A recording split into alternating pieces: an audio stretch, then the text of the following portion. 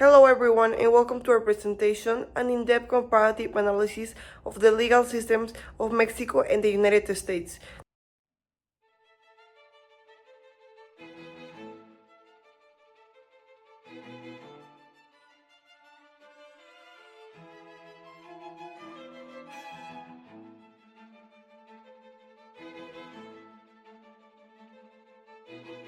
Today, our team, Vale, Jackie, Juan Pablo, Samuel, and I, will explore similarities between these two systems. Let's dive into their historical foundations.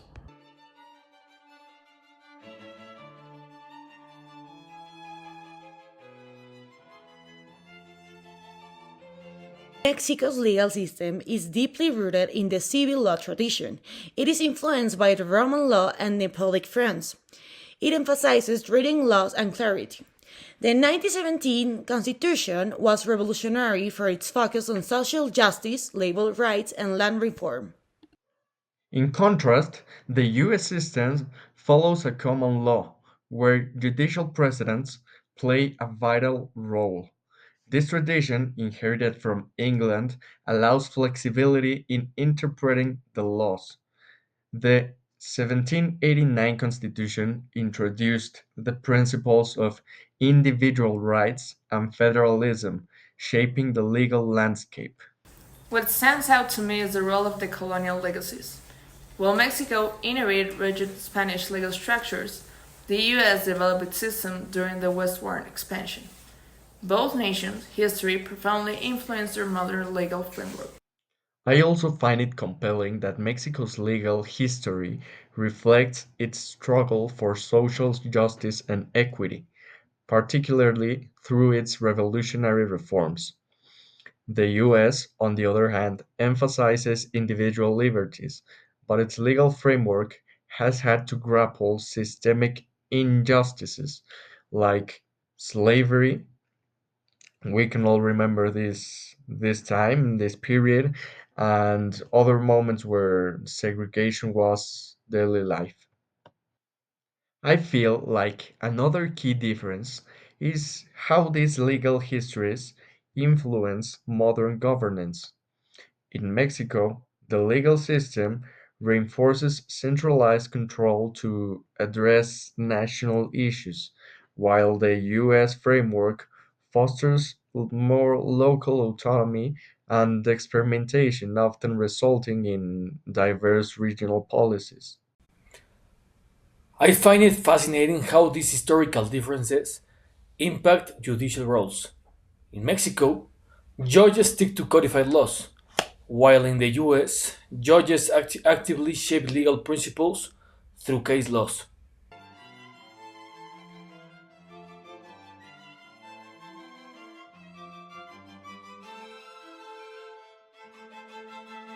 Mexico's federalism is centralized. The government retains control over critical sectors like energy and land, ensuring national interests are protected. However, this often clashes with local autonomy.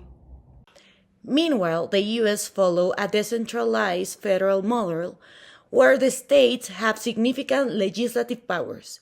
This fosters innovation, yes, but can create difficulties in the way, such as differing law on abortion or gun control.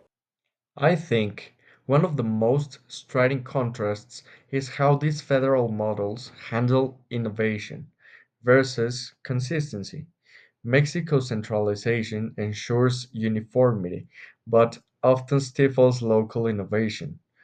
Conversely, the US decentralized approach allows states to act as laboratories of democracy, experimenting with policies before they even are adopted nationally. But, however, decentralization in countries like the US has its drawbacks.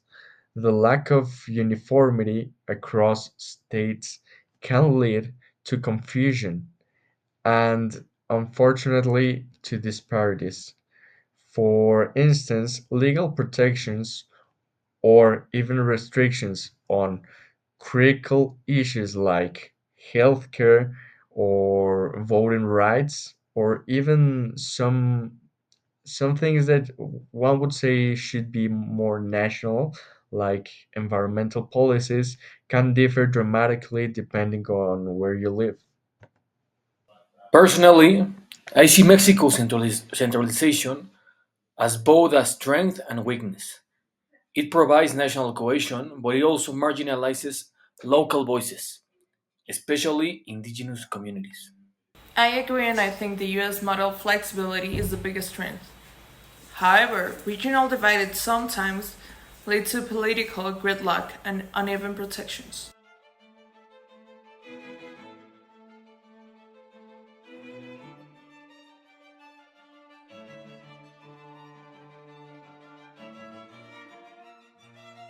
In Mexico, laws are codified and uniform.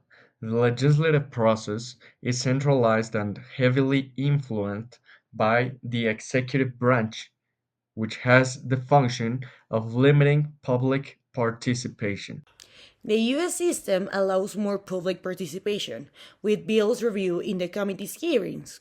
However, pressure groups and lobbying often favor corporative interest. I think that both systems face challenges. Mexico struggles with inclusivity, while the USA system risks being dominated by powerful stakeholders.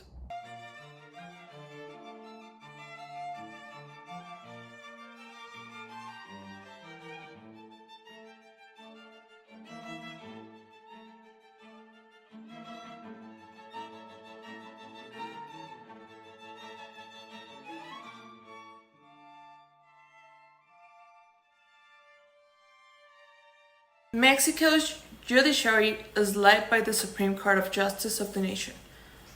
Judges interpret codified laws, with limited proceeding setting powers.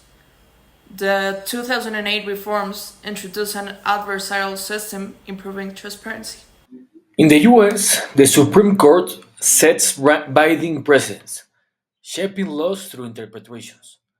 The adversarial systems promotes fairness, but high litigation costs can disadvantage marginalized groups. I think Mexico's transition to an adversarial system is a significant step forward. Oral trials and the presumption of innocence align with global human rights standards. However, implementation remains consistent due to corruption and resource limitations. Meanwhile, the US judiciary's reliance on precedents offers stability but sometimes can result in outdated principles remaining in force. This rigidity can be both a strength and a weakness, depending on the context. Mexico reforms are a step in the right direction, but systemic corruption remains a challenge. On the other hand, the US system's reliance on precedents ensures consistency, but it can be slow to adapt to society changes.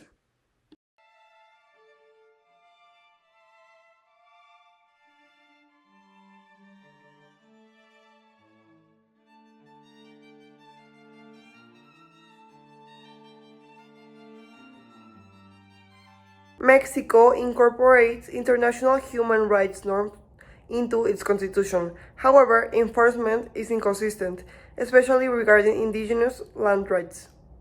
The US emphasizes individual rights, but tribal sovereignty is often limited by federal oversight. Efforts like the Violence Act against women aim to address these disparities. It's inspiring to see how both nations recognize indigenous legal system, though there's still a long way to go. Strengthening this system is crucial for justice and cultural preservation.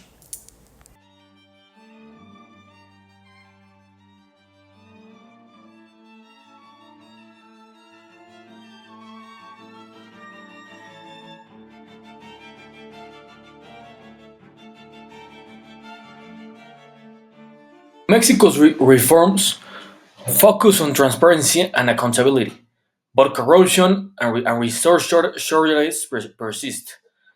Specialized anti corruption courts are a promising initiative. In the US, concerns about judicial partisanship has sparked calls for reform. Proposals include ethics codes and more transparent appointments process. I believe both nations need to prioritize judicial independence and public trust. These are essential for upholding the rule of law.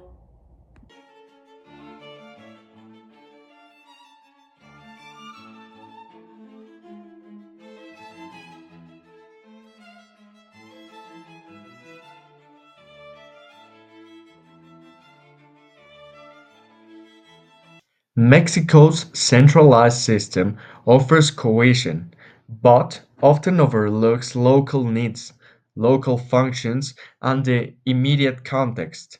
Strengthening indigenous rights and fighting corruption should be top priorities, not only because we all have indigenous roots, but for a better functioning society. The US benefits from its decentralized model, but addressing corporate influence and expanding access to justice are critical steps forward. Both nations face unique challenges, but by learning from each other, they can create more resilient legal system that balance development with human rights. I completely agree. Collaboration and reform are key to building systems that reflect the needs of diverse populations. Thank you for joining us on this journey through the legal systems of Mexico and the United States. We hope this presentation inspires thoughtful discussions about law, justice, and reform.